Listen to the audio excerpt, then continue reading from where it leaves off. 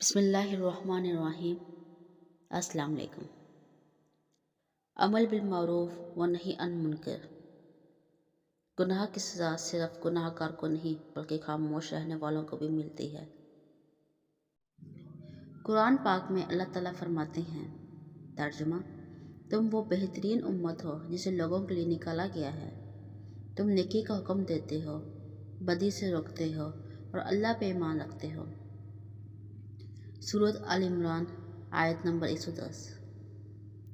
इस आयत करीमा में अल्लाह रब्बुल आलमीन अपने हबीब सल्लल्लाहु अलैहि वसल्लम और उनकी उम्मत से खिताब फरमाते हुए फरमाता है कि तुम बेहतरीन उम्मत हो, बेहतरीन जमात हो, पूरी इंसानी तारीख में बेहतरीन गिरोह हो जो लोगों के लिए निकाले गए हो, उनकी भलाई और बहबूद के लिए, उनकी आखिरत संवारने के लिए, इन्हें हक़ की तरफ बुलाने के लिए, इन्हें जहन्नम की आग से बचाने के लिए, इन्हें जुल्म और सितम के पंजे से निजात दिलाने के लिए।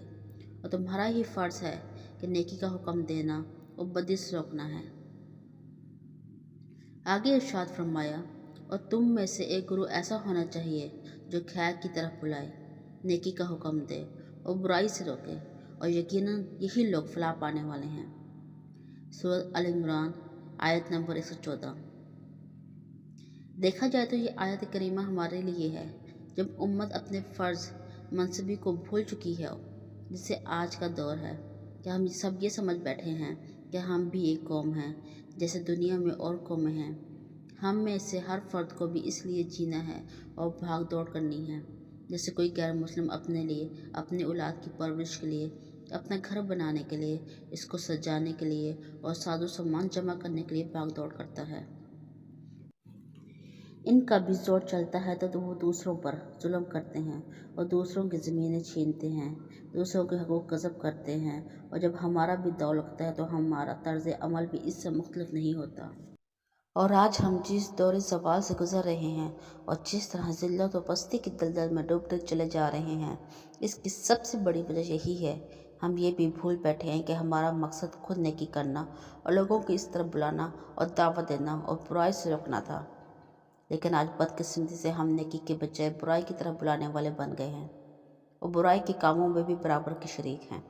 हाफिज़ इब्ने अब्दुल बर ने अबू इमरान से एक रवायत नकल की है कि अल्लाह जल्ल शाना ने एक आबादी को तबाह और बर्बाद करने के लिए 2 फरिश्ते भेजे। फरिश्ते जब उस आबादी में पहुंचे तो वहां इन्हें एक ऐसा शख्स नजर आया जो इबादत और रियाजत में मसरूफ़ था।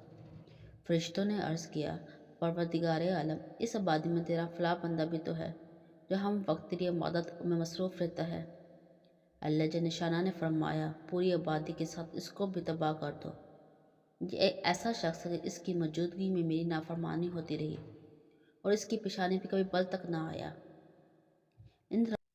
इन रवायात से मालूम होता है कि गुनाहों की सज़ा मोहिज गुनाह करने वाले को नहीं मिलती, बल्कि उनके साथ साथ उन लोगों को भी मिलती है जो उनके साथ रहते हैं और उनके रंग में रंग जाते हैं, जो दूसरों की बुराइयों और गुनाहों के असरात महसूस नहीं करते कि वो खुद तो गुनाह नहीं करते, दूसरे जो चाहे करें, वह अपने अमाल की सज़ा खुद भुगतेंगे। ये सोच गलत है। होना ये चाहिए कि हम भी गुनाहों से बचने की कोशिश करें और दूसरों को भी इसकी तरगीब दें। आप सल्लल्लाहु अलैहि वसल्लम का इरशाद गिरामी है कि तुम अपने सामने कोई बुराई होते देखो तो इसे हाथ से रोको। अगर तुम्हारे हाथ में इतनी ताकत ना हो तो ज़ुबान से रोको, और अगर ज़ुबान से भी काम लेने की हिम्मत, हौसला और हैसियत ना हो तो कम अज़ कम दिल में ही बुरा जानो और बुराई करने वाले से नफ़रत करो, और ये ईमान का कमज़ोर तरीन दर्जा है। अफसोस, आज हमारी हालत ये है कि हमारे सामने बुराई के काम होते हैं और हम आंखें बंद कर लेते हैं। हज़रत अबू बकर सद्दीक़ रज़ियल्लाहु अन्हु कहते हैं कि मैंने रसूलुल्लाह सल्लल्लाहु अलैहि वसल्लम को फरमाते सुना है, जब लोग ये देखते हुए कि जालिम जुल्म कर रहा है, इसका हाथ नहीं पकड़ते, तो डर है कि अल्लाह ताला अपना अज़ाब सब पर आम ना कर दे। मज़कूरा रवायात का मुताला करने से ये बात मालूम हो जाती है कि गुनाह और बुराई की कसरत से फ़र्द ही नहीं, पूरा माशरा मुतासर होता है।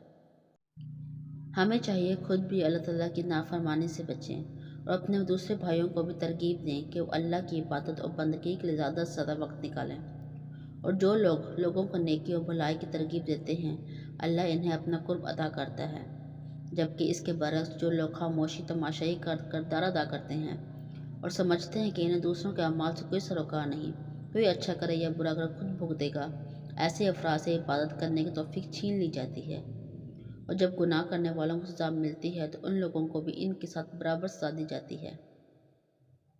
اللہ تعالیٰ ہمیں اپنی خوشبندی حاصل کرنے کے لیے نیک کام کرنے کی توفیق نصیب فرمائے، اپنا قرب عطا کرے اور ہمیں فریضہ نہیں ان منکر کو عام کرنے کی توفیق فرمائے۔ آمین۔